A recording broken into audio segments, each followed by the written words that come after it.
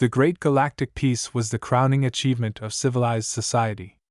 For 1,000 years, 347 different species had coexisted in perfect harmony across 17 galaxies. Wars had become ancient history. Conflicts were resolved through meditation, artistic expression, and elaborate diplomatic ceremonies involving interpretive dance. The most violent event in recent memory had been a heated debate about trade route aesthetics that had lasted 3 days and ended with everyone agreeing to plant more flowers along the disputed space lanes. It was, by any measure, a golden age of cosmic civilization. The peaceful convergence of harmonious beings had achieved what philosophers had dreamed of for millennia, a truly universal society where differences were celebrated, conflicts were resolved through understanding, and violence was so rare that most species had forgotten what their ancient weapons looked like. The humans had been model citizens of this peaceful galaxy. When they joined the convergence 2 centuries earlier, many species had been nervous about accepting a species from what was diplomatically referred to as a world with an active conflict history. But humans had embraced the philosophy of universal peace with characteristic enthusiasm. They had dismantled their military, converted their weapons factories into art studios, and thrown themselves into the pursuit of harmony with the same intensity they had once brought to warfare. Human colonies became known throughout the galaxy as havens of tranquility and cooperation. Human diplomats were celebrated for their ability to find common ground between the most disparate species. Human artists created works that spoke to universal themes of peace and understanding. Human philosophers developed new frameworks for resolving conflicts through empathy and mutual respect. But perhaps most importantly, humans had introduced the galaxy to something that became central to the entire peaceful convergence: the concept of companion animals. Before humans joined the galaxy, most species had relationships with other life forms that were purely functional. The Zephyrians maintained crystalline gardens for mineral processing. The Makari cultivated fungal networks for information storage. The Gentle Confederation kept meditation groves for spiritual practice. These relationships were respectful and sustainable, but they were essentially utilitarian. Humans brought dogs. The first dog to set paw on an alien world was a golden retriever named Buddy, who accompanied Ambassador Sarah Chin to the signing of the Human Integration Accord. Buddy had been brought along primarily for human psychological support. Long-term space travel was stressful, and Earth's diplomatic corps had discovered that the presence of a friendly dog could significantly improve human mental health during extended missions. What no one had anticipated was the effect that Buddy would have on the aliens. The signing ceremony was held on Serenity Prime, the capital world of the Gentle Confederation. The planet was a masterpiece of landscape perfection, with rolling hills of soft grass, crystal-clear streams, and groves of flowering trees that created natural amphitheaters for meditation and contemplation.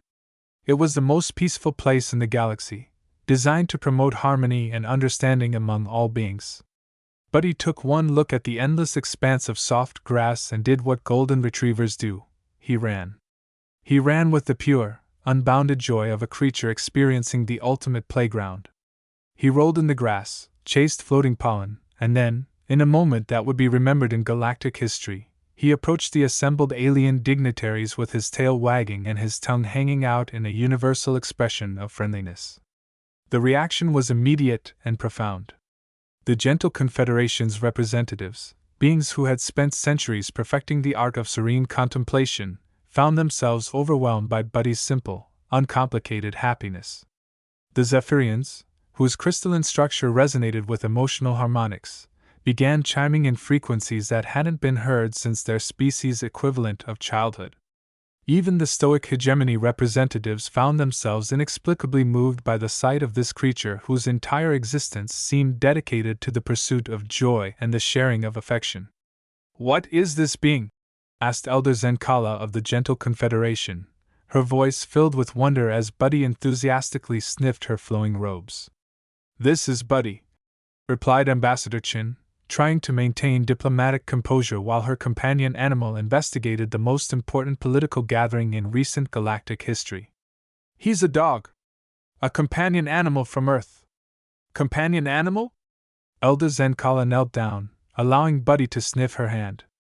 When he responded by gently licking her fingers, she gasped in amazement. He shows affection to strangers? Without any expectation of return? That's pretty much what dogs do, Chen explained. They're social creatures. They form emotional bonds with other beings. They provide companionship, emotional support, and unconditional love. The concept of unconditional love was revolutionary to most galactic species. Their relationships, even the most caring ones, were built on mutual benefit, shared purpose, or philosophical alignment. The idea of a creature that offered affection simply because affection was its nature was so alien to their experience that it redefined their understanding of what relationships could be. But more than that, dogs represented something that the galaxy had never encountered: beings whose entire existence was dedicated to the emotional well-being of others. Dogs didn't just coexist with humans, they actively worked to make humans happier, healthier, and more emotionally stable. They provided therapy through their presence, comfort through their loyalty, and joy through their simple pleasure in existing. Within a year of the Human Integration Accord, every major species in the galaxy had requested information about acquiring companion animals. The humans, delighted to share something so fundamental to their culture, began what they called the Companion Animal Initiative. Dogs, cats, rabbits, and other Earth creatures were carefully introduced to alien worlds, with extensive programs to ensure both the animals' welfare and the aliens' proper understanding of companion animal care. The results transformed galactic society. Species that had never experienced unconditional affection discovered the joy of coming home to a creature whose entire day revolved around their return.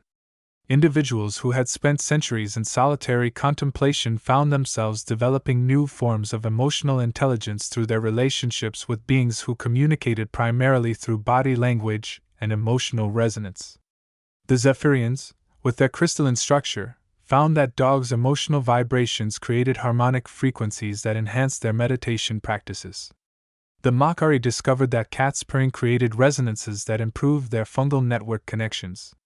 The Gentle Confederation learned that the simple act of caring for another being's well-being was a form of active meditation that deepened their spiritual practice.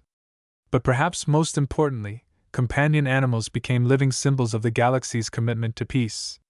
They represented the idea that strength could be found in gentleness, that purpose could be found in caring for others, and that the highest form of intelligence might be the wisdom to love unconditionally. The Great Peace deepened. With billions of companion animals spread across thousands of worlds, the galaxy had become a gentler place. Species that had once viewed each other with suspicion now bonded over shared stories of their animals' amusing behaviors. Diplomatic negotiations began with presentations of holographic images of diplomats' pets. Trade agreements included provisions for companion animal welfare standards. Dogs, in particular, became ambassadors of peace. Their ability to read emotional states, their instinct to comfort distressed beings, and their complete lack of prejudice about species differences made them natural diplomats. It became common for important negotiations to include therapy dogs, whose presence helped reduce tension and promote empathy among participants. The Galactic Council established the Department of Companion Animal Affairs, which became one of the most respected institutions in the galaxy.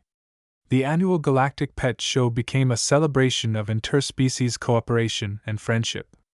The Companion Animal Protection Act was passed unanimously, establishing universal standards for the care and protection of all companion animals throughout the galaxy. For 800 years, this system worked perfectly. The galaxy had not just achieved peace, it had achieved a form of peace that was actively reinforced every day by billions of small acts of love and care between different species and their companion animals. Violence had become not just rare, but psychologically difficult to contemplate in a society where everyone's daily experience included caring for vulnerable beings who depended on their protection and kindness. The peace was so complete, so deeply embedded in galactic culture, that most beings had forgotten that conflict was even possible. The phrase, hurt an animal, had become literally meaningless in most galactic languages, because the concept it described was so far outside normal experience that words for it had fallen out of use. which made what happened on Colony World 847b so shocking that it nearly shattered the foundations of galactic civilization. Colony World 847b was a pleasant Class II world in the Outer Rim, populated by a peaceful mix of humans, gentle Confederation members, and a few other species who enjoyed the world's mild climate and excellent hiking trails. It was the kind of place where the most exciting event was usually the annual flower festival, and the biggest local controversy had been a heated debate about whether the community garden should include more sculptures or more fountains. The colony's human population included a family named the Johnsons, Mark, Lisa, and their 8-year-old daughter Emma. They had moved to 847b 5 years earlier, seeking the quiet life that the colony promised. Mark worked as a hydroponics engineer, Lisa was a teacher at the local interspecies school, and Emma was known throughout the colony as the little girl who had befriended every companion animal within a 50-kilometer radius. The Johnson's dog was a border collie named Max. Border collies are working dogs, bred for intelligence, loyalty, and an almost supernatural ability to understand and respond to human emotions. Max was exceptional even by border collie standards. He had been trained as a therapy dog before the family left Earth, and he had continued that work on Colony World 847b, visiting elderly residents, comforting children during medical procedures, and providing emotional support to anyone who needed it. Max was known throughout the colony. He greeted everyone with the same enthusiastic tail wag. He had never met a stranger, and he had an uncanny ability to appear whenever someone was feeling sad or stressed. The local Gentle Confederation members had declared him an honorary spiritual advisor, after he had spontaneously provided comfort to a meditation group that was struggling with a particularly difficult philosophical problem. On the morning of the incident, Max was doing what he did every morning, accompanying Emma to school and then making his rounds through the colony to visit his various friends and patients. It was a routine he had followed for years, a routine so predictable that the colony's scheduling systems actually included Max's morning walk as a reference point for timing other activities. The incident occurred when Max was visiting the colony's small medical center. An elderly Zephyrian named Crystalsinger Veltar had been receiving treatment for a minor resonance imbalance, and Max had made it his personal mission to provide comfort during her recovery. Every morning, he would lie quietly beside her bed, his presence creating the emotional stability that helped her crystalline structure maintain proper harmonic alignment. On this particular morning, the medical center was also hosting a delegation from the Corporate Confederation, a relatively new member of the Galactic Peace who had joined the Convergence only 50 years earlier. The Corporate Confederation was a species of beings who had evolved from hive-minded insects, and while they had embraced the philosophy of peace, they still retained some of their species' original pragmatic approach to resource management and efficiency optimization. The leader of the delegation was a being called Efficiency Prime Zektor, who was conducting a routine inspection of colonial medical facilities as part of a galaxy-wide study on healthcare resource allocation. Zektor was a competent administrator and a genuine believer in the principles of galactic peace, but his species' background had left him with a purely utilitarian view of most relationships and activities. When Zektor saw Max lying beside Crystalsinger Veltar's bed, he saw what his species-specific mindset interpreted as a resource allocation error. From his perspective, the dog was consuming space, requiring food and water, and producing waste products, all while contributing nothing measurable to the patient's medical treatment. "This creature is inefficient," Zektor announced to the medical center's director, a human named Dr. Sarah Kim. "It consumes resources without providing quantifiable benefits. The space it occupies could be used for additional medical equipment." Dr. Kim, who had worked with many different species during her career, recognized this as a cultural misunderstanding. "Max is a therapy animal," she explained patiently. "He provides emotional support and comfort to patients. His presence has measurable benefits for healing and recovery." "Emotional support is not quantifiable," Zektor replied. "Medical treatment should be based on empirical evidence and efficient resource utilization. This creature's presence is an inefficient use of space and resources." The conversation that followed was the kind of cultural exchange that the galaxy had become expert at managing. Dr. Kim explained the scientific research behind animal-assisted therapy, while Zektor asked questions about cost-benefit analysis and resource optimization. It was a typical diplomatic discussion, the kind that happened thousands of times across the galaxy as different species worked to understand each other's perspectives. The problem arose when Zektor decided to demonstrate his point by conducting what he called an efficiency assessment of Max's therapeutic value. In his species culture, the value of any activity was determined by measuring outcomes before and after the activity was performed. To properly assess Max's therapeutic value, Zektor reasoned, it would be necessary to observe Crystal Singer Veltar's condition without Max's presence. "I will remove the creature," Zektor announced, "and we will measure the patient's response to determine if there is any quantifiable difference in medical outcomes." Dr. Kim tried to explain that this wasn't how therapy animals worked, that the benefit came from the ongoing relationship and consistent presence, not from temporary interactions that could be easily measured. But Zektor was already approaching Max, intending to simply pick up the dog and move him to another area of the medical center. Max, being a well-trained therapy dog, was accustomed to being handled by medical professionals. He remained calm and cooperative as Zektor approached, his tail wagging gently in his characteristic friendly greeting to a new person. What happened next was a perfect storm of cultural misunderstanding, species-specific biology, and pure accident. Zektor's species had evolved from hive-minded insects, and their limbs were designed for precision manipulation of small objects rather than handling larger, soft-bodied creatures. When he attempted to pick up Max, his grip was too firm and positioned incorrectly for a dog's anatomy. Max, surprised by the uncomfortable handling, tried to adjust his position to make the carrying easier, as he had been trained to do. But Zektor interpreted Max's movement as resistance to his efficiency assessment.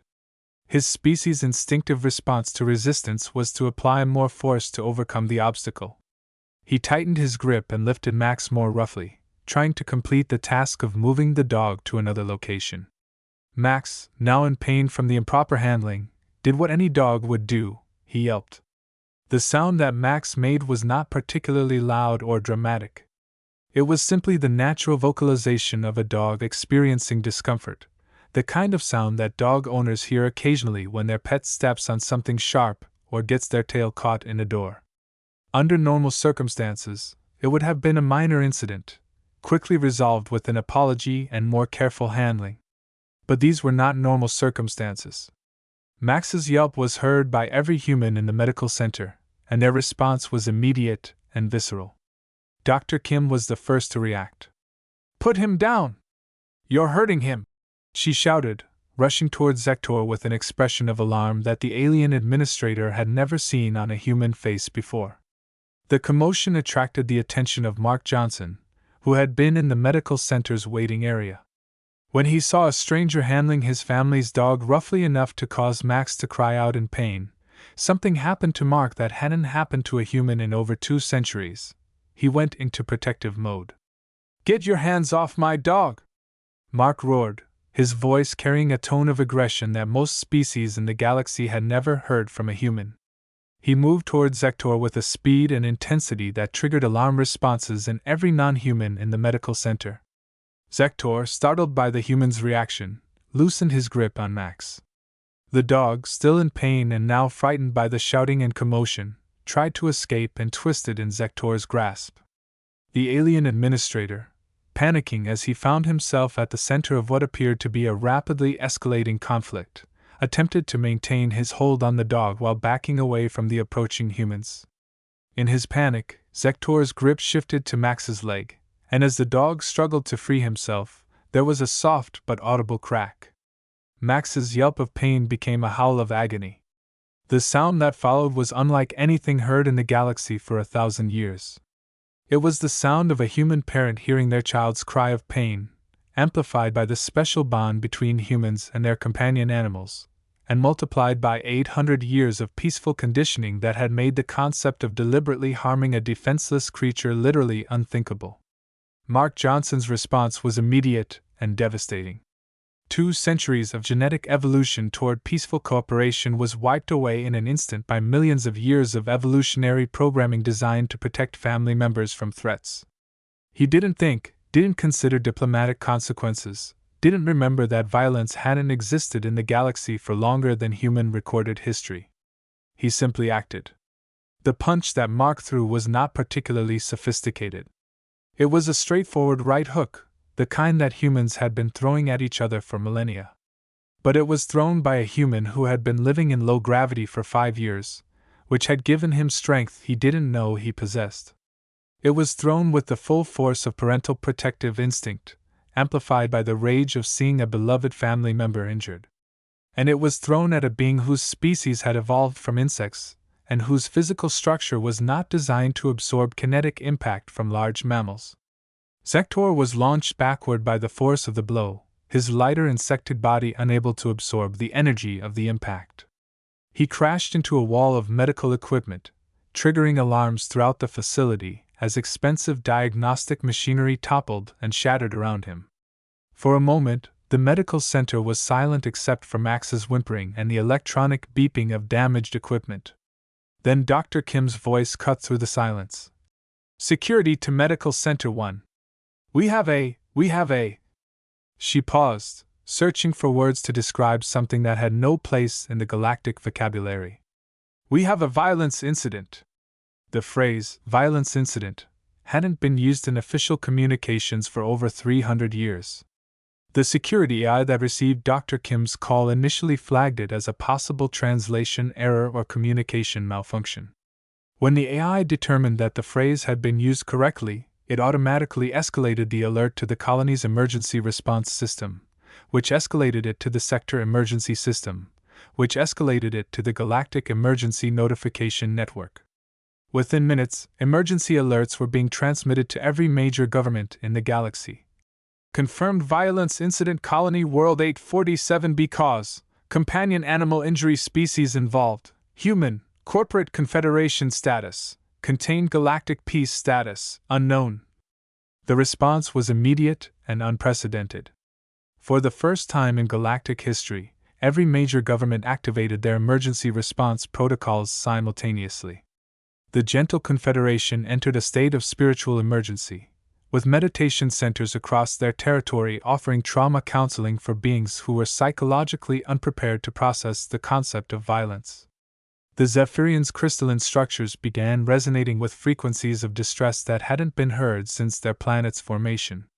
The hegemony of advanced beings, whose ancient military traditions had been dormant for centuries, found themselves instinctively moving toward defensive positions before consciously realizing what they were doing. But the most significant response came from the human colonies scattered across the galaxy. The news that someone had hurt a dog, and that a human had responded with violence, triggered a psychological reaction that humans themselves hadn't experienced in 2 centuries. Humans began remembering what they were. The process wasn't conscious or deliberate. It was an instinctive response that had been suppressed by centuries of peaceful conditioning, but never eliminated. Across thousands of worlds, humans found themselves experiencing emotions they didn't have names for anymore: protective fury, territorial instinct, and the deep, burning need to defend their families and companions from threats. On Terra Nova, a human colony world, a town meeting was called to discuss the Colony World 847b incident. The meeting was intended to be a peaceful discussion about how to support the affected families and prevent similar cultural misunderstandings in the future. Instead, it became something that hadn't been seen in human society for centuries: a war council. "Someone hurt a dog," announced Mayor Patricia Williams, her voice carrying an edge that made the non-human residents of Terra Nova instinctively step back. "And when a human tried to protect his family, he was treated like a criminal." The crowd's response was a low murmur of agreement that carried undertones of something that hadn't been heard in human voices for generations: barely controlled aggression. "We've been peaceful for 200 years," continued Mayor Williams. "We've been model citizens of this galaxy. We've embraced harmony and cooperation and understanding. But we never forgot who we are. And who we are is a species that protects our family." Similar meetings were happening on human colonies throughout the galaxy. The same words were being spoken, the same emotions were being felt, and the same conclusion was being reached. The great experiment in human pacifism was over. The turning point came when the Galactic Council announced their response to the Colony World 847b incident. In a decision that would be remembered as one of the greatest diplomatic miscalculations in galactic history, the Council ruled that Mark Johnson would be charged with assault and required to undergo behavioral modification therapy to prevent future violence incidents. Max, the dog whose injury had started the entire crisis, was classified as evidence and ordered to be held in a protective facility while the investigation was conducted. The Council's decision was announced at 14:30 Galactic Standard Time on a Tuesday. By 1431, every human colony in the galaxy was in a state of revolt. The rebellion began with a simple message transmitted simultaneously from every human world: "Return our dog. Now." The message was sent through official diplomatic channels, emergency communication networks, and private transmissions. It was broadcast on every frequency, translated into every galactic language, and repeated continuously until every government in the galaxy had received it thousands of times. The message was only 4 words long, but it carried the weight of 200 years of suppressed human potential for violence, amplified by the protective instincts of a species that had bonded with companion animals so deeply that threatening one was equivalent to threatening their children. The Galactic Council's response was swift and decisive. They immediately declared the human message to be a form of mass psychological disorder, and announced that all human colonies would be placed under protective supervision until the outbreak of aggressive behavior could be contained and treated. The Council's decision to treat human protective instincts as a mental illness was the final trigger that released 2 centuries of suppressed human potential for organized violence. The response was coordinated, simultaneous, and utterly devastating. Every human colony in the galaxy declared independence from the Galactic Council at exactly 1500 hours Galactic Standard Time. The declarations were identical, short, and terrifying in their simplicity. "We are withdrawing from the galactic peace. We will protect our families and our companions by any means necessary. Return our dog." But the declarations were just the beginning. Within hours, it became clear that humans had been preparing for this moment for longer than anyone had realized. The art studios that humans had converted their weapons factories into were revealed to be weapons factories that had been disguised as art studios. The peaceful research stations that humans had established throughout the galaxy were revealed to be military outposts with defensive capabilities that exceeded anything the galaxy had seen in millennia.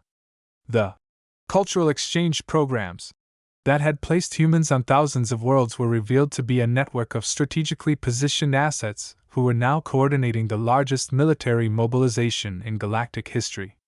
The humans hadn't forgotten how to make war. They had simply gotten better at it. The technology they unleashed was unlike anything the galaxy had ever encountered. 200 years of peaceful research had produced weapons that operated on principles that other species hadn't even discovered yet. Ships that could travel faster than anyone thought possible. Defensive systems that could protect entire star systems from attack. Weapons that could disable enemy vessels without destroying them, because even in their fury, humans retained their commitment to minimizing casualties. But perhaps most terrifying was the humans' tactical approach to the conflict. They didn't attack military targets or government facilities. Instead, they systematically began seizing control of everything in the galaxy that other species depended on for their quality of life.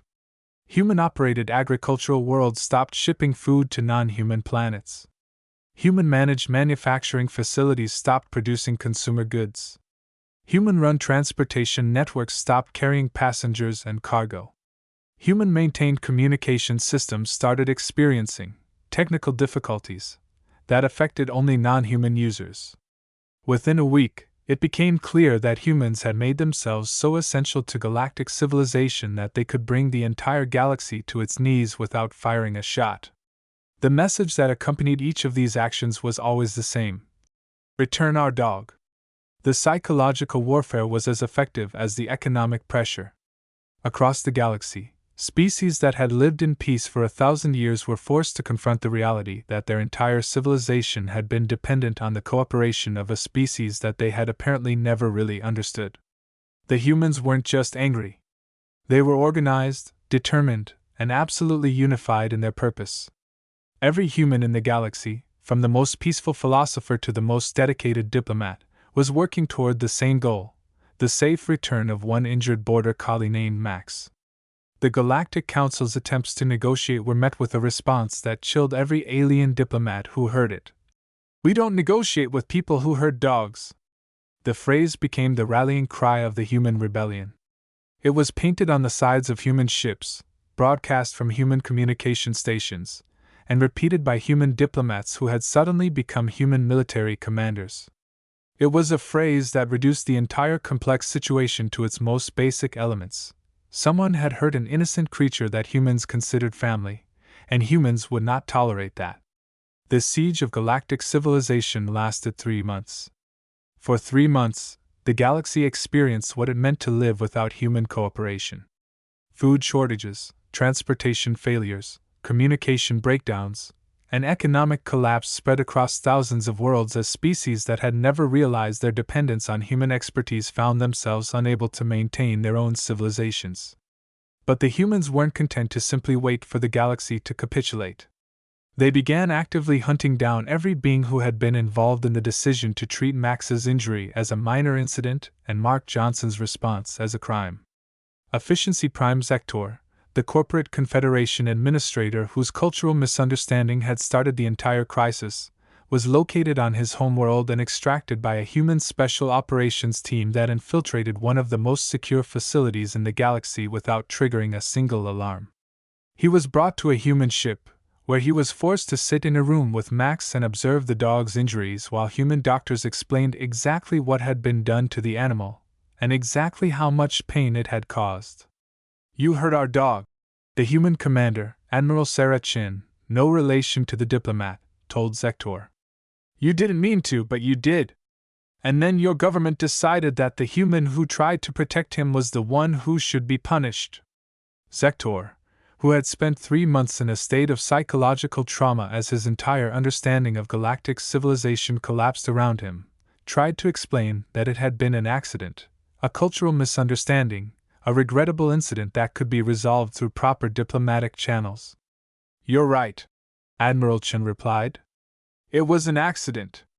And we're going to make sure it never happens again." The solution that Admiral Chen proposed was elegant in its simplicity and terrifying in its implications.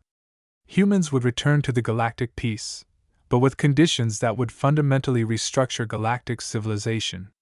First, companion animals would be granted the same legal status as sentient beings. Any action that harmed a companion animal would be treated as an assault on a sapient creature, with penalties appropriate to that classification.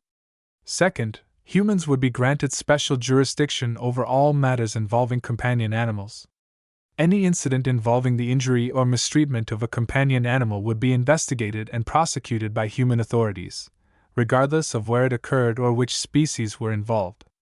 Third, every world in the galaxy would be required to establish and maintain facilities for the care and protection of companion animals, staffed by human-trained specialists and subject to regular inspection by human authorities. Fourth, the Galactic Council would formally acknowledge that the human response to the Colony World 847b incident had been justified and appropriate, and that Mark Johnson had been acting in legitimate defense of his family when he struck Zektor. The conditions were presented as non-negotiable. The alternative was the permanent withdrawal of humans from galactic civilization and the collapse of the infrastructure that thousands of worlds depended on for survival. The Galactic Council's response was swift and unanimous, complete acceptance of all human demands. The Great Galactic Peace was officially restored at a ceremony held on Colony World 847b, with Max in attendance as the guest of honor. The border collie, his leg now fully healed, seemed oblivious to his role as the most important dog in galactic history. He spent the ceremony doing what he had always done, greeting everyone with enthusiasm, providing comfort to anyone who seemed stressed, and generally embodying the spirit of unconditional love that had helped create the peace in the first place. But the galaxy that emerged from the crisis was fundamentally different from the one that had existed before. The thousand-year peace had been based on the assumption that all species shared the same basic values and could coexist through mutual understanding and respect. The Dog Wars, as historians would later call them, had revealed that this assumption was dangerously naive. Humans, it turned out, were not just another peaceful species that happened to be good at cooperation. They were a species that had temporarily chosen peace as a strategy, while retaining the capability and willingness to wage war more effectively than anyone else in the galaxy. Their commitment to peace was real, but it was conditional on their definition of acceptable behavior, and that definition included absolute protection for innocent creatures who depended on their care. The new galactic order that emerged was still peaceful, but it was a peace enforced by the implicit threat of human retaliation against anyone who violated human standards of acceptable behavior. Other species began referring to it as the human peace, and the phrase carried implications that no one wanted to examine too closely. The most significant change was in how other species viewed companion animals. What had once been seen as a charming human custom became a galaxy-wide institution with the force of law behind it. The bond between humans and their companion animals was no longer just a cultural quirk. It was a fundamental principle of galactic civilization, protected by the most effective military force in the galaxy. But perhaps the most profound change was in how humans viewed themselves. The Dog Wars had forced them to confront the reality that their commitment to peace had never eliminated their capacity for violence. It had simply redirected it. They were still the same species that had once conquered their own planet through warfare, but now they had focused that same capability on protecting rather than conquering. The phrase, "Don't hurt the dog," became more than just a rule about animal welfare. It became a summary of the fundamental principle underlying the new galactic order. There were some things that humans considered so important that they would go to war to protect them, and everything else in the galaxy could be negotiated. The galaxy learned to live with this new reality. Species that had never needed to consider the implications of their actions on other beings' family members suddenly found themselves developing elaborate protocols for interacting with companion animals. Cultural exchange programs began, including mandatory courses on human protective instincts and their implications for interspecies relations. Diplomatic training included extensive sections on recognizing and avoiding actions that might trigger human defensive responses. The Corporate Confederation, whose cultural misunderstanding had started the entire crisis, became the galaxy's leading experts on human psychology and companion animal welfare. Efficiency Prime Sector, after spending a year working directly with human animal welfare specialists, developed new theories about the relationship between emotional well-being and productivity that revolutionized his species' approach to social organization. Max himself became something of a galactic celebrity. His image appeared on diplomatic documents as a symbol of the peace. Schools throughout the galaxy taught courses on the Max incident, as an example of how cultural misunderstandings could escalate into galaxy-wide conflicts. Children of dozens of species grew up knowing the story of the dog whose injury had temporarily ended a thousand-year peace and led to the establishment of new protections for all companion animals. But Max, being a dog, remained oblivious to his historical significance. He continued doing what he had always done, providing comfort to anyone who needed it, greeting everyone with unconditional love, and embodying the simple truth that had created the galactic peace in the first place, that the universe was a better place when beings cared for each other. The great galactic peace continued, stronger than ever. But it was now a peace that existed with the explicit understanding that some things were worth fighting for, and that the species capable of the most effective fighting had chosen to use that capability to protect the innocent rather than to conquer the weak. The galaxy had learned that humans were not pacifists who had given up their capacity for violence. They were warriors who had chosen to fight for love instead of conquest. And as long as no one threatened the things they loved, that peace would continue. But every species in the galaxy now knew the answer to a question that had never been asked during the original thousand-year peace. What happens when someone hurts a human's dog? The answer was simple. You find out what humans are really capable of when they stop being polite. And nobody wanted to find that out twice. 10 years after the Dog Wars, Ambassador Sarah Chin, the diplomat, not the admiral, was giving a presentation to a group of newly inducted species about the principles of galactic civilization. Near the end of her presentation, a young representative from a species that had just achieved space travel asked a question that had become common in such briefings. Ambassador Chen, is it true that humans once went to war over a single injured animal? Ambassador Chen paused, considering how to explain the complexity of what had happened in terms that a newcomer to galactic civilization could understand. We didn't go to war, she finally replied. We reminded the galaxy that we had never actually stopped being capable of war. We had just chosen to use that capability to protect instead of to conquer. She gestured to Max, now elderly but still serving as a therapy dog for diplomatic missions, who was sleeping peacefully in the corner of the conference room. And yes, we did it all for him. Because that's what family does for each other. The young alien representative looked at the sleeping dog with new understanding. So the lesson is not to hurt companion animals? The lesson, Ambassador Chen replied, is that humans will protect their family. All of their family. And after 200 years of peace, we had gotten very, very good at protecting things. She smiled, but there was something in her expression that made the young representative instinctively step back. We're still very good at it. We just prefer not to have to demonstrate those capabilities. It's better for everyone when we can focus on building rather than protecting. The briefing ended, and as the representatives filed out, many of them paused to gently pet Max, who accepted their attention with the same patient grace he had shown for his entire life. The old dog had no idea that he was arguably the most important individual in galactic history, that his single yelp of pain had reshaped the political structure of 17 galaxies, or that his presence at diplomatic meetings served as a living reminder of the principles that now governed interspecies relations. He just knew that these beings were offering him affection, and in his simple, profound way, he offered it back. The years that followed the Dog Wars, as historians officially termed the 3-month period when galactic civilization had teetered on the edge of collapse, brought changes that went far beyond the establishment of companion animal protection laws. The crisis had revealed fundamental truths about human nature that had been hidden by 2 centuries of peaceful cooperation, and those revelations had implications that rippled through every aspect of galactic society.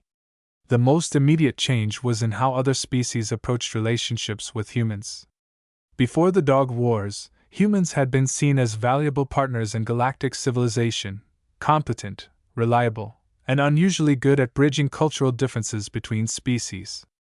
After the Dog Wars, they were seen as something far more complex and potentially dangerous, a species whose cooperative nature was real but conditional, whose peaceful demeanor masked capabilities that could reshape the galaxy, and whose definition of family extended far beyond biological relationships to include creatures that other species might view as mere animals. This shift in perception led to what xenopsychologists termed the Great Recalibration, a galaxy-wide reassessment of humanity's role in interstellar civilization.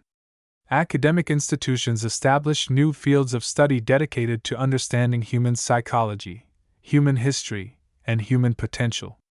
The University of Galactic Studies on Serenity Prime created the first department of human behavioral analysis, which quickly became one of the most sought-after programs in the galaxy. The research that emerged from these studies painted a picture of humanity that was both fascinating and terrifying. Humans, the researchers discovered, were not just unusually adaptable or unusually cooperative. They were a species that had evolved under conditions so challenging that they had developed psychological and social mechanisms that operated on principles completely different from those of other galactic species. Dr. Kethvar, the renowned xenopsychologist whose work had been instrumental in understanding human environmental adaptation, published a landmark study titled The Paradox of Human Aggression: How a Species Evolved to Fight Became the Galaxy's Greatest Peacemakers. The study's conclusions were disturbing enough that they were initially classified by the Galactic Council before being released to the public in redacted form. Humans, Dr. Kethvar wrote, are unique among known species in that their capacity for cooperation is directly proportional to their capacity for violence. They are not peaceful despite their aggressive potential, They are peaceful because of it. Their ability to form stable, cooperative societies is based on their ability to credibly threaten devastating retaliation against anyone who threatens their social bonds. The study went on to explain that human concepts of loyalty, family, and protection were not just emotional responses but survival strategies that had evolved over millions of years of warfare against environmental challenges, predators, and other humans. The bond between humans and companion animals was not an arbitrary cultural development, but an extension of the same psychological mechanisms that had allowed humans to form the large, complex societies necessary for survival on their dangerous homeworld. When humans adopt a companion animal, Dr. Kethvar explained, they are not simply acquiring a pet. They are extending their kinship network to include a creature that they will protect with the same ferocity they would use to protect their biological offspring. This is not a conscious decision but an automatic activation of psychological and social mechanisms that have been refined over millions of years of evolution. The implications of this research were staggering. If humans automatically extended their protective instincts to any creature they formed emotional bonds with, and if those protective instincts were backed by military capabilities that could challenge the entire galaxy, then the companion animal protection laws that had emerged from the dog wars were not just legal requirements, but survival necessities for galactic civilization. But the research also revealed something else. Humans were not naturally aggressive or conquest-oriented. Their capacity for violence was entirely defensive, triggered only when they perceived threats to their extended family network. This meant that the galaxy's new peace was not based on fear of human aggression but on the recognition that humans would only use their capabilities to protect rather than to conquer. This distinction became crucial as the galaxy adapted to the post-Dog Wars reality. Military strategists across the galaxy began developing new doctrines based on what they termed human defensive principles. The idea that the most effective way to maintain peace was to ensure that no species ever felt the need to activate their defensive capabilities.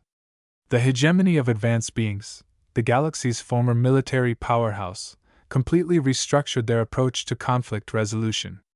Instead of focusing on superior firepower and tactical dominance, they began developing strategies based on de-escalation, threat reduction, and the creation of conditions where defensive responses would never be triggered. The humans have taught us, declared Hegemony Supreme Commander Talvek, that the ultimate military victory is the one that never needs to be fought.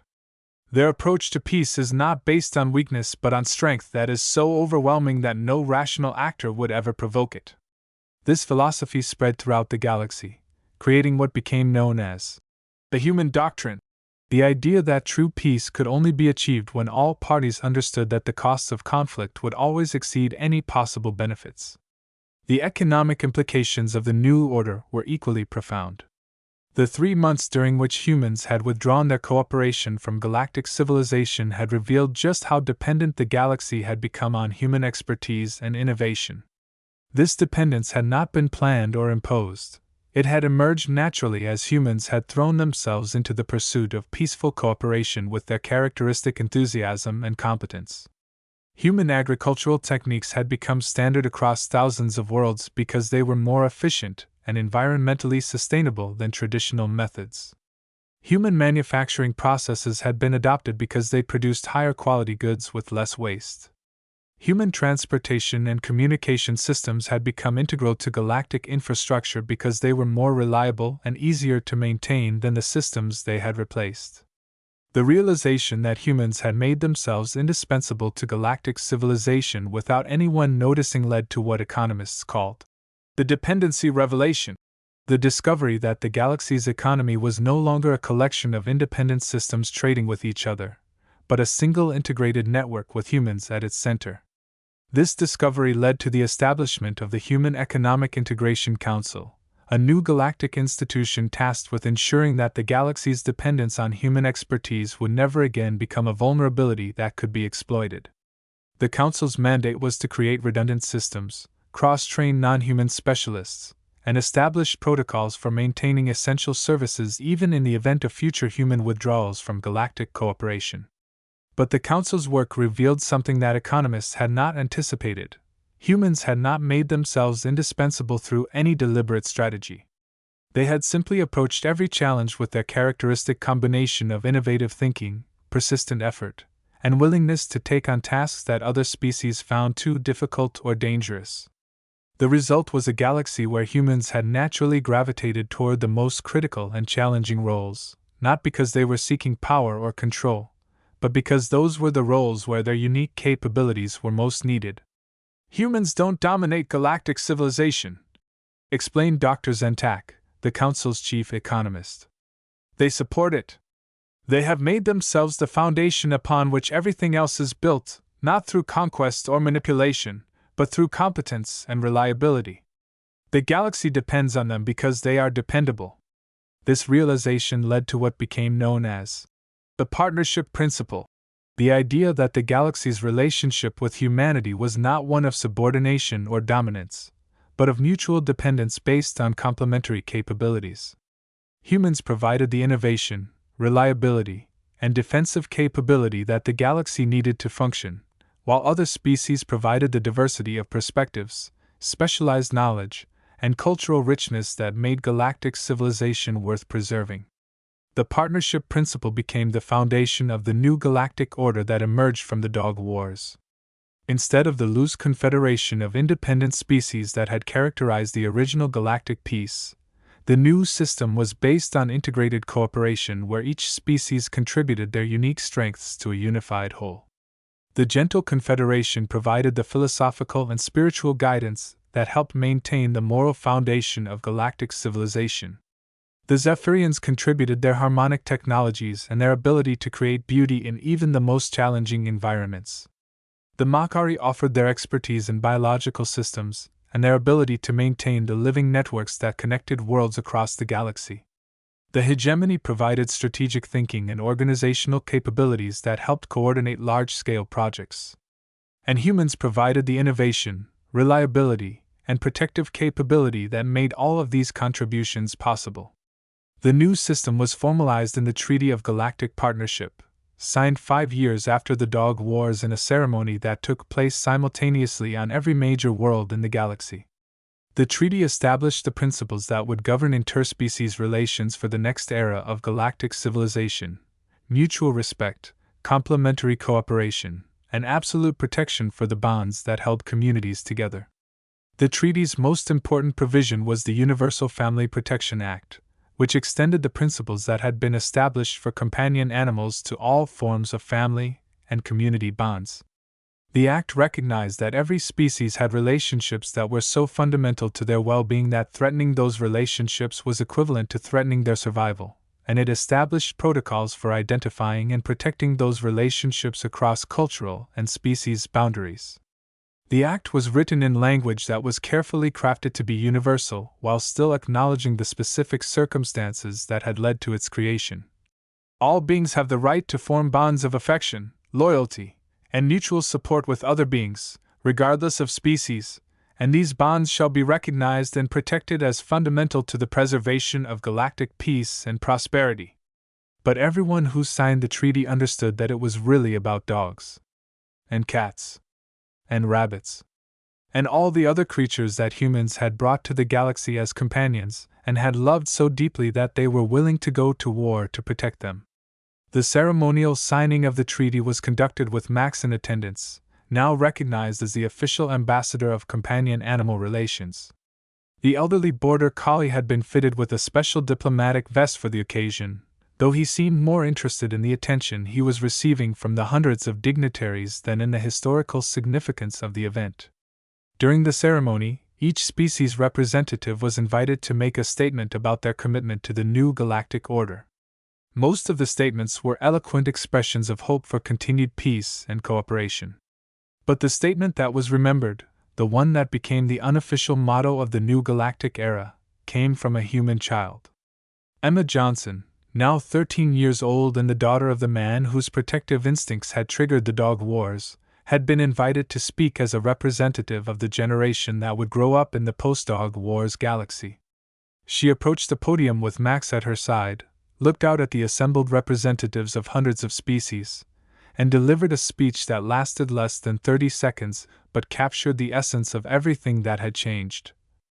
"Max is my best friend," she said, her voice carrying clearly through the chamber's translation systems. He's been my best friend since I was little. He's never hurt anyone, he's never been mean to anyone, and he makes everyone happy just by being himself. When someone hurt him, my dad protected him, because that's what families do. We protect each other. She paused, reaching down to pet Max, who wagged his tail in response to the attention. I'm glad that everyone understands that now. I'm glad that everyone knows that hurting someone's family is wrong, and that protecting your family is right. I hope that everyone will be friends with each other, and that no one will ever hurt anyone's family again. The simplicity of her statement, delivered with the absolute moral clarity that only children possess, reduced the complex political and philosophical implications of the new galactic order to its most basic elements. Families protect each other, hurting families is wrong, and everyone should be friends. The audience's response was immediate and unanimous. Representatives from hundreds of species, beings whose evolution had taken them down radically different paths, who had developed completely different approaches to survival and social organization, all found themselves moved by the simple truth of a child's words. The applause that followed Emma's speech was unlike anything that had ever been heard in a diplomatic setting. It was not the polite acknowledgement of a well-delivered address, but the spontaneous expression of genuine emotion from beings who had been reminded of the fundamental principles that made civilization possible. But perhaps the most significant response came from Efficiency Prime Sector, the corporate confederation administrator whose cultural misunderstanding had started the entire crisis. He had spent the 5 years since the Dog Wars working with human specialists to develop new approaches to resource management that took into account the emotional and psychological needs of all beings, not just their material requirements.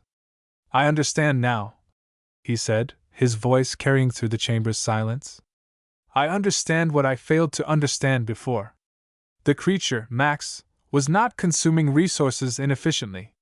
He was producing the most valuable resource in the galaxy, the bonds that hold communities together. I tried to remove him from the medical center because I thought he was wasting space. But he was the most important thing in that space, because he was making everyone in that space into a family. Sector's words were translated into hundreds of languages, but their meaning was universal. The corporate confederation's representative had discovered what humans had always known, that the most valuable things in the universe were not material resources, but the relationships that gave life meaning. The years that followed the Treaty of Galactic Partnership were marked by unprecedented cooperation and innovation. The galaxy's new structure, based on integrated partnership rather than loose confederation, allowed for projects and achievements that would have been impossible under the old system. The Great Terraforming Project, which aimed to create suitable habitat for all species on a network of worlds throughout the galaxy, was completed in record time using human environmental expertise, Zephyrian harmonic technologies, Makari biological systems, and gentle Confederation philosophical guidance. The result was a series of worlds that were not just habitable but actively beneficial to the well-being of all species. The Universal Communication Network, which provided instant translation and cultural context for all interspecies interactions, was developed using human innovation, corporate confederation efficiency analysis, hegemony strategic planning, and contributions from dozens of other species. The network made misunderstandings like the one that had triggered the Dog Wars virtually impossible by providing real-time cultural context and emotional resonance data for all communications. The Galactic Emergency Response System, which could coordinate assistance for any crisis anywhere in the galaxy, was established using human defensive capabilities, hegemony organizational expertise, and the volunteer networks that had emerged from the companion animal protection programs. The system ensured that no world would ever face a crisis alone, and that help would always be available from the species best equipped to provide it. But perhaps the most significant achievement was the establishment of the Interspecies Companion Animal Program, which made companion animals available to any being in the galaxy who wanted to experience the kind of unconditional love and emotional support that had become central to galactic civilization. The program was administered by humans, but it involved contributions from every species in the galaxy. The Gentle Confederation provided training in meditation and emotional regulation techniques that helped new companion animal families bond effectively. The Zephyrians developed harmonic environments that enhanced the psychological benefits of companion animal relationships. The Makari created biological support systems that ensured the health and longevity of companion animals across different environments. The program's success exceeded all expectations. Within 10 years of its establishment, over 60% of the galaxy's population had formed companion animal relationships. The psychological and social benefits were profound. Crime rates dropped to near zero, mental health improved dramatically across all species, and the overall quality of life in the galaxy reached levels that had never been achieved in galactic history. But the program's most important achievement was not statistical but cultural. The galaxy had become a place where the bonds between different species were not just tolerated or respected but actively celebrated and protected. The idea that had been revolutionary during the Dog Wars, that family relationships could transcend species boundaries, had become a fundamental principle of galactic civilization. Max himself lived to see the establishment of the interspecies companion animal program, though by then he was ancient by dog standards and spent most of his time sleeping in the sun outside the Galactic Council chambers.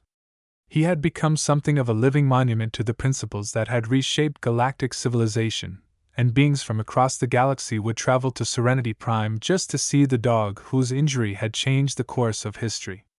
But Max, true to his nature, remained oblivious to his historical significance. He greeted every visitor with the same enthusiasm he had shown throughout his life, offered comfort to anyone who seemed in need, and embodied the simple truth that had made the galactic peace possible: that love offered freely and without conditions was the most powerful force in the universe. When Max finally passed away, peacefully in his sleep at the age of 16, the galaxy mourned in a way that had never been seen before. Memorial services were held on every major world, with beings from hundreds of species gathering to honor the memory of a dog who had never done anything more remarkable than love everyone he met. The memorial service on Serenity Prime was attended by representatives from every species in the galaxy.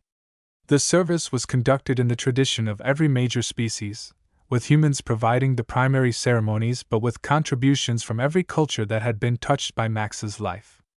The Gentle Confederation offered meditations on the nature of unconditional love and its role in the universe. The Zephyrians created harmonic tributes that captured the emotional resonance of Max's relationships with different beings. The Makari established living memorials in the form of gardens that would grow and change in response to the emotions of visitors, ensuring that Max's memory would continue to provide comfort long after his death. But the most moving tribute came from the Corporate Confederation. Efficiency Prime Zektor, now elderly and serving as his species' primary expert on interspecies emotional dynamics, delivered a speech that was simultaneously a eulogy for Max and a reflection on the changes that had occurred in galactic civilization since the Dog Wars. Max was not efficient, Zektor began, his voice carrying the emotional weight of years of learning and growth. He did not produce quantifiable outputs. He did not optimize resource utilization. He did not contribute to measurable improvements in productivity or performance. The audience waited in silence as Zektor paused, his head bowed in the Corporate Confederation's gesture of respect. But Max was the most valuable individual in galactic history, he continued. He taught us that the most important things in the universe cannot be measured or quantified. He showed us that love is not a resource to be managed but a force that creates abundance wherever it is found. He proved that the ultimate efficiency is not the optimization of material processes but the creation of bonds that make life worth living. Zektor's words were followed by a moment of silence that extended across the entire galaxy. For 1 minute, every being in galactic civilization paused to remember a dog who had loved them all, and who had shown them what it meant to be part of a family that included everyone. The monument erected in Max's memory was not a traditional statue or building but something that would have made the old dog happy, a park where beings from any species could come to play, rest, and form the kinds of bonds that Max had embodied throughout his life. The park was designed to be equally suitable for all known forms of life, with environments that could accommodate any species' needs while providing opportunities for interaction and friendship. At the center of the park was a simple stone marker with an inscription in every galactic language. Max, he made everyone family. The park became one of the most visited locations in the galaxy, not because it was particularly beautiful or impressive, but because it represented the principles that had made galactic civilization possible. Beings would travel from across the galaxy to visit the place where Max was remembered, to experience the environment that had been created to honor his memory, and to form new bonds with other beings who shared their appreciation for the simple truth that Max had represented. The years that followed Max's death saw the continuation and expansion of the principles that had emerged from the Dog Wars. The interspecies companion animal program continued to grow, with new species being introduced to the galaxy through their relationships with animals that had been bred and trained to serve as bridges between different forms of life. The Universal Family Protection Act was expanded to include new forms of relationships as the galaxy's understanding of family and community continued to evolve. But perhaps the most significant development was the emergence of what historians would later call the Max Principle. The idea that the most important individuals in any society are not those who wield power or accumulate resources, but those who create the bonds that hold communities together. Max had not been a leader, an innovator, or a conqueror. He had been a dog who loved everyone he met, and who made everyone who knew him feel like they were part of his family. The Max Principle became the foundation of a new approach to governance and social organization that spread throughout the galaxy. Instead of focusing on hierarchy, competition, and resource accumulation, the new systems focused on relationship building, community support, and the creation of conditions where all beings could experience the security and belonging that came from being part of a family. The changes were not always easy. Some species struggled to adapt to systems that prioritized emotional well-being over material efficiency. Some individuals found it difficult to accept that their value as members of society was based on their ability to create and maintain relationships rather than their ability to achieve individual success. But the results were undeniable. The galaxy had become a place where violence was not just rare but psychologically difficult to contemplate. Crime had virtually disappeared, not because of better law enforcement but because beings who felt secure in their family relationships had no motivation to harm others. Mental health had improved dramatically across all species, not because of better medical treatment but because beings who experienced unconditional love and support had no need for destructive behaviors. Most importantly, the galaxy had become a place where every being could expect to be protected and supported by their community, regardless of their individual capabilities or contributions. The strong protected the weak, not because they were required to do so by law, but because they understood that the weak were part of their family. The capable supported the incapable, not because it was their duty, but because they knew that their own value came from their ability to help others. 50 years after the Dog Wars, Ambassador Sarah Chin, the diplomat, now elderly and serving as the galaxy's primary expert on human-alien relations, was invited to give a lecture to the Galactic Academy on the lessons that had been learned from the crisis that had reshaped galactic civilization. "The Dog Wars taught us many things," she began, looking out at an audience that included representatives from hundreds of species, many of whom had been born into the post-Dog Wars galaxy and had never known a time when companion animals were not central to galactic civilization. "We learned that peace based on ignorance is not true peace but simply the absence of immediate conflict. We learned that understanding between species requires more than good intentions and diplomatic protocols. We learned that the most important relationships in any society are often the ones that seem the most simple and obvious." She paused, looking at the holographic image of Max that was displayed behind her, showing the old dog in his prime, tail wagging as he greeted a group of alien dignitaries with his characteristic enthusiasm. "But the most important thing we learned was that love is not a weakness to be overcome or a luxury to be indulged in when more important needs have been met. Love is the foundation upon which all other achievements become possible. Max didn't change the galaxy because he was powerful or intelligent or particularly capable. He changed the galaxy because he loved everyone he met, and that love created bonds that were stronger than any military force or political institution. The audience listened in respectful silence as Ambassador Chen continued her reflection on the changes that had occurred in galactic civilization since the Dog Wars. "We call it the Dog Wars," she said, "but it was never really about dogs. It was about what dogs represent, the bonds that make communities into families, the love that makes individuals into something greater than themselves, and the willingness to protect those bonds and that love against any threat."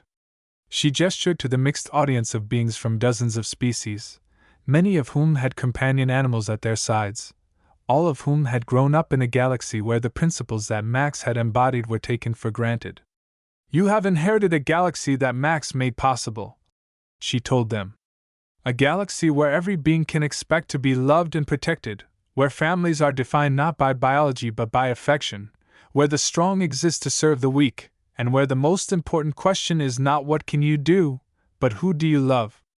The lecture concluded with the same ritual that had ended every major galactic gathering since Max's death: a moment of silence to remember the dog who had shown the galaxy what it meant to be family, followed by a renewal of the commitment to protect and nurture the bonds that held galactic civilization together. As the audience dispersed, many of them stopped to pet the companion animals that had accompanied their friends and colleagues to the lecture.